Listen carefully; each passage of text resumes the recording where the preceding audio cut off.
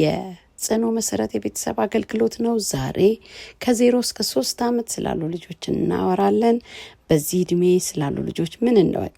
አንደኛ በዚህ እድሜ ያሉ ልጆች የሚመሩት በስሜት ብቻ ነው። ይህን ወላጆች በማወቅ ብዙ እርዳታና ድጋፍ ከናንተ እንደሚፈልጉ ሊገባችሁ ይገባል። ሌላው ደግሞ በጣም ለኔ የሚል የሚያበዙበት የሌላውን እቃ በጣም የሚመኙበት ብዙ እንኳን መጫወቻ ቢኖራቸው ከሌላው የመቀማት ፍላጎት ያለበት ኢጎይስቲክ የሆነ ቲንኪንግ በጣም የሚበዛበት ነው። ግን ተፈጥሯዊ እንደሆነ በመረዳት ልጆቹን ማገዝ ያስፈልጋል። ሌላው ደግሞ ሁሉን ለመሞከር ሌላው ያደረገውን ነገር ለማድረግ በመነካካት የማወቅ ፍላጎት ከፍተኛ ስሜት ያለበት እንደሆነ በማወቅ የሚማሩትና የሚያውቁት ደግሞ በመነካካት ስለሆነ ጎጂ ነገሮችን ካጠገባቸው ማራቅ በዚህ እድሜ እንደውም በጣም ልንጠነቀቅ የሚገባው ተይ አትንኪ ይሄን አታድርግ ልንል እንችላለን። ለምን እንዳይጎዱ በመፈለግ ነገር ግን ምናልባት በቀጣይ ህይወታቸው ላይ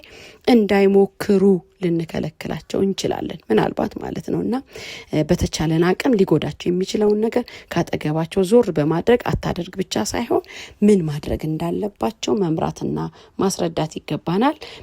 ሌላው ልናውቀው የሚገባ ነገር እነርሱ አንድ ነገር ከጠየቁና ከፈለጉ አሁን ይሁን ብቻ ነው የሚሉት። ነገ በኋላ ገንዘብ የለኝም ምናምን ለነሱ ስለማይገባቸው በተቻለን አቅም ለማስረዳት መሞከር፣ ትሪት ማድረግ፣ የጠየቁት ነገር በሌላ ሊተካ የሚችል ከሆነ ያንን ለማድረግ መጣር ወይም ደግሞ ማስረዳት። በቃ አሁን ስለሌለ ነገ አደርጋለሁ። ምክንያቱም የመነጫነጭ የማልቀስ ነገር ስለሚኖር ወላጆች ይናደዱና ወደ ቅጣት የሚሄዱበት ጊዜ ነውና ከዚህ ይልቅ ግን ወላጆችና አሳዳጊዎች በመታገስ ማስረዳት ይጠበቅብናል ማለት ነው። በመጨረሻ የደህንነት ስጋት ወይም ጥያቄ ያላቸው በታቀፍ አይዞ መባል፣ ትችላለህ፣ ጎበዝ መባል ይፈልጋሉ።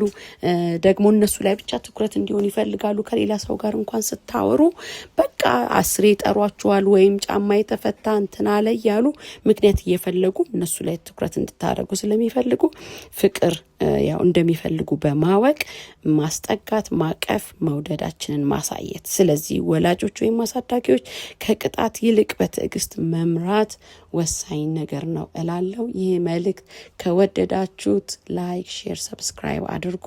እንዲሁም ደግሞ ፎሎ አድርጉ ላለሁኝ። አመሰግናለሁ።